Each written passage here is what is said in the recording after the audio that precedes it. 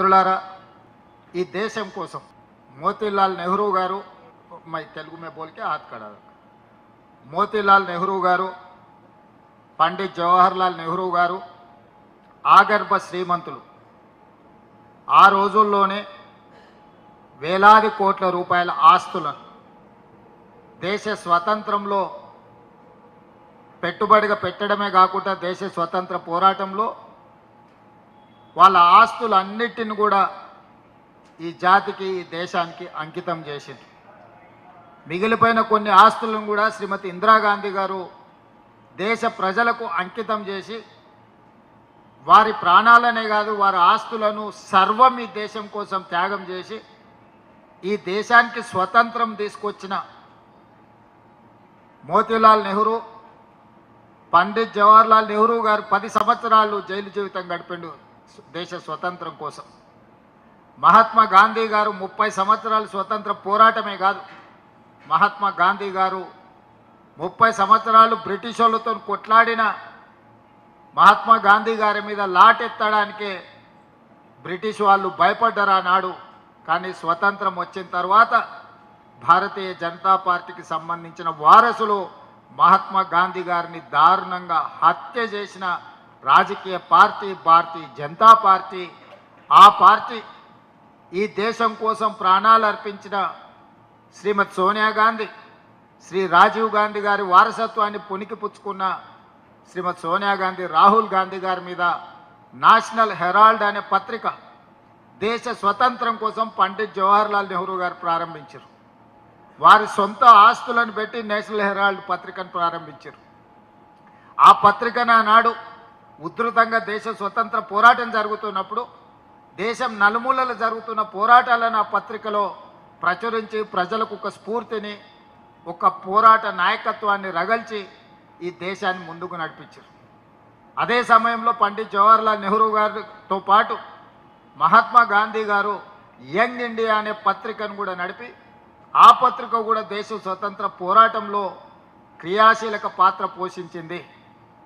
ఈరోజు national Herald పత్రిక ఆనాడు సిబ్బందిని తీసుకొని ఆ పత్రిక నడిపించడానికి పనిచేసిన వాళ్ళు తర్వాత స్వతంత్రం అనంతరం జరిగిన పరిణామాలలో చాలామంది సమాజంలో పెద్ద పెద్ద పారిశ్రామికవేత్తలు పత్రికలు, టీవీలు పెట్టుకోవడం వల్ల నేషనల్ హెరాల్డ్ నడపడానికి కష్టమై మూతబడ్డది.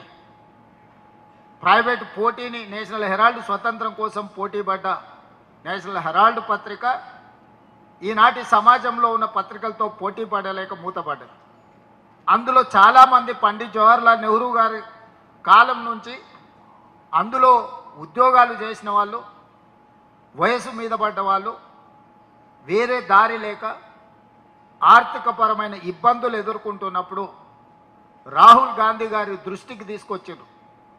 దేశ స్వతంత్రం కోసం నడిపిన పత్రికలో పనిచేసిన సిబ్బంది వేరే ఉద్యోగ ఉపాధి అవకాశాలు లేక, కుటుంబాలు గడవక, ఆరోగ్యం క్షీణించి బ్రతకలేని పరిస్థితి ఉన్నది. వీళ్ళని ఎట్లయినా ఆదుకోవాలనే ప్రతిపాదన వచ్చినప్పుడు ఒక ఉదారమైన ఆలోచనతోటి ఒక గొప్ప నిర్ణయం తీసుకొని ఆ పత్రికను కాంగ్రెస్ పార్టీ నిధులను అందులో పెట్టి వాళ్ళందరికీ రిటైర్మెంట్ బెనిఫిట్స్ ఇచ్చి ఆ కుటుంబాలందరినీ కూడా ఆర్థికంగా నేషనల్ హెరాల్డ్ పత్రిక నుంచి, కాంగ్రెస్ నుంచి నేషనల్ హెరాల్డ్ పత్రికకు డబ్బులు ఇచ్చి అక్కడి నుంచి ఆ కుటుంబాలకు విఆర్ఎస్ లాగా ప్రతి ఒక్కరికి లక్షలాది రూపాయలు వాళ్ళకి ఇచ్చి వాళ్ళ కుటుంబాలు ఆర్థికంగా నిలబడడానికి, వాళ్ళ వైద్య ఖర్చులకు సహాయాన్ని అందించడానికి ఒక మానవత్వం ఉన్న కుటుంబంగా శ్రీమతి సోనియా గాంధీ, రాహుల్ గాంధీ గారు, మల్లికార్జున్ ఖర్గే గారు నేషనల్ హెరాల్డ్ పత్రికకు సంబంధించిన సిబ్బందికి అందరికీ కూడా ఆర్థిక సహాయాన్ని అందించి వాళ్ళను శాశ్వతంగా ఉద్యోగ పదవి విరమణకు కావలసిన అన్ని సహాయాలు, మామూలుగా ప్రభుత్వ ఉద్యోగంలో పనిచేసే వాళ్లకు రిటైర్మెంట్ బెనిఫిట్స్ ఉంటాయి, ప్రైవేట్ సంస్థలలో పనిచేసే వాళ్ళకు రిటైర్మెంట్ బెనిఫిట్స్ ఏ సంస్థ ఇవ్వడం లేదు. పని చేసినప్పుడు జీతం ఇవ్వడం తప్ప పని మానేస్తే జీతాలు ఇచ్చే పరిస్థితులు లేవు. ఎప్పుడో మూతబడ్డ నేషనల్ హెరాల్డ్లో పనిచేసిన సిబ్బందికి ఒక మంచి మనసుతోని, మంచి ఆలోచనతోని కాంగ్రెస్ పార్టీ నిధులను కేటాయించి వాళ్ళని అందరినీ కూడా ఆర్థికంగా ఆదుకున్నారు.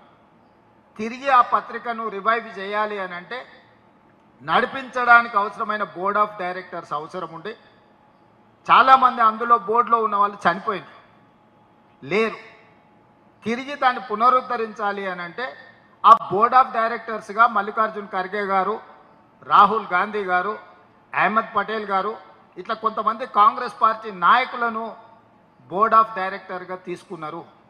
ఎందుకంటే నేషనల్ హెరాల్డ్ పత్రికను తిరిగి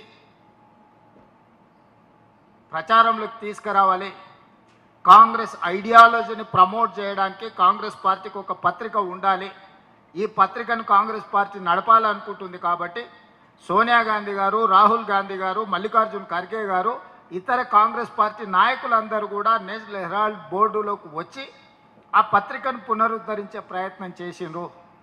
దానికి అవసరమైన షేర్ క్యాపిటల్కి సంబంధించి కాంగ్రెస్ పార్టీ నుంచి నిధులను బదిలీ చేసి ఆ నిధులను ఆ రిటైర్మెంట్ ఉద్యోగస్తులకు రిటైర్మెంట్ బెనిఫిట్స్ ఇచ్చి పంపించింది. ఇందులో ఏ ఒక్క రూపాయి కానీ ప్రభుత్వానికి సంబంధించింది ఇందులో లేదు. ఏ ఒక్క రూపాయి ఎవరు తమ జేబులోకి తీసుకోలేదు. ఆస్తులు నెహ్రూ గారివే, ప్రారంభించింది నెహ్రూ గారే. నెహ్రూ గారి వారసత్వంగా ఉన్న ఈ కాంగ్రెస్ పార్టీ ఆ పత్రికను నడపాలని ఆ పత్రికను ఈనాడు ఉన్న కాంగ్రెస్ పార్టీ మన కాంగ్రెస్ నాయకులను బోర్డులోకి తెచ్చి దాన్ని పెట్టుబడి పెట్టి తీసుకున్నారు. దీనికి మనీ లాండరింగ్ కేసు పెట్టి, ఈడీ కేసులు పెట్టి, ఇన్కమ్ ట్యాక్స్ కేసులు పెట్టి, కొత్త కొత్త కేసులు పెట్టి మానసికంగా సోనియా గాంధీ గారిని, రాహుల్ గాంధీ గారిని వేధించడమే కాకుండా గంటల కొద్దీ రోజుల కొద్దీ ఈడీ ఆఫీస్లో పిలిచి కూర్చోబెట్టారు. అయినా మానసిక ధైర్యాన్ని కోల్పోకుండా సోనియా గాంధీ గారు, రాహుల్ గాంధీ గారు కేసులను అన్నిటిని ఎదుర్కోవడం జరిగింది. వాళ్ళు భయపెట్టి లొంగ తీసుకోవాలనుకుంటే రాహుల్ గాంధీ గారు స్పష్టంగా చెప్పారు, మా కుటుంబం ఈ దేశం కోసం ఆస్తులనే కాదు ప్రాణాలనే ఇచ్చినాం. స్వతంత్రం వచ్చిన 75 సంవత్సరాలలో ఉండడానికి నాకు ఇల్లు కూడా లేదు. మేము ఎవరిది రూపాయి తీసుకో ఈ దేశం కోసం సర్వం ఇచ్చిన వాళ్ళని మమ్మల్ని మా మీద ఇలాంటి ఆరోపణలు చేస్తే అది మీ స్థాయి దిగజారుతుంది తప్ప మాకు పోయేదేమీ లేదు అని స్పష్టంగా రాహుల్ గాంధీ గారు తిరిగి మోడీ గారికి జవాబిచ్చారు.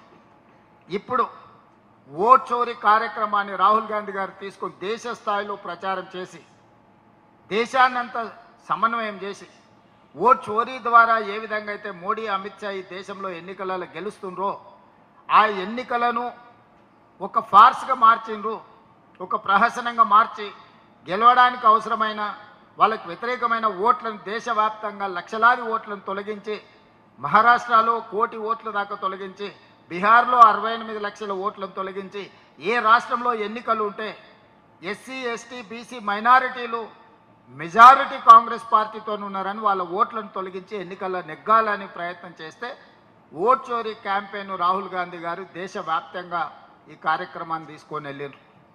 ఆ విషయాన్ని దృష్టి మరల్చడానికి ఈరోజు మళ్ళీ సోనియా గాంధీ గారి మీద, రాహుల్ గాంధీ గారి మీద కేసులు పెట్టారు. ఎందుకంటే పార్లమెంట్లో ఓట్ చోరీ మీద చర్చ జరగొద్దు, బీహార్ ఎన్నికలలో జరిగిన లోపాలను చర్చించొద్దని మళ్ళీ నేను ఈ మధ్యలో 4-5 రోజుల క్రితం సోనియా గాంధీ గారి మీద, రాహుల్ గాంధీ గారి మీద కొత్త కేసు పెట్టారు. అందుకే ఈరోజు తెలంగాణ రాష్ట్ర కాంగ్రెస్ పార్టీ ప్రతి కార్యకర్త, ఈ ప్రభుత్వంలో, ఈ పార్టీలో, ఈ ప్రజలలో ఉన్న ప్రతి వాడు సోనియా గాంధీ గారి మీద, రాహుల్ గాంధీ గారి మీద, మోడీ, అమిత్ షా పెట్టిన అక్రమ కేసులను ఖండిస్తున్నాము. ప్రధానమంత్రి గారికి లేఖ రాస్తున్నాం. మీరందరూ గట్టిగా చప్పట్లతో ఆమోదం తెలపండి. తెలంగాణ రాష్ట్ర ముఖ్యమంత్రిగా, పిసిసి అధ్యక్షుడిగా, ఇన్ఛార్జ్ జనరల్ సెక్రటరీగా నరేంద్ర మోడీ గారికి, తెలంగాణ రాష్ట్ర ప్రజలమంతా గాంధీ కుటుంబానికి, సోనియా గాంధీ గారికి, రాహుల్ గాంధీ గారికి అండగా నిలబడతాం. అవసరమైతే ఎంత దాకైనా పోరాడతామనే రెజల్యూషన్ని మనం ఈ సభ ద్వారా సందేశాన్ని వారికి అందించాలి. భయపడే సమస్యనే లేదు, నిలబడి ఎదుర్కొంటామన్న సందేశాన్ని మోడీ గారికి, అమిత్ షా గారికి ఇవ్వదలుచుకున్నాం. మీరందరూ అండగా నిలబడండి. మోడీ, అమిత్ షా మీద కొట్లాడడం మనందరం కలిసి చేద్దామని చెప్పి ఈ సమావేశంలో మీ అందరి ఆమోదం కోసం ఈరోజు అడుగుతున్నా.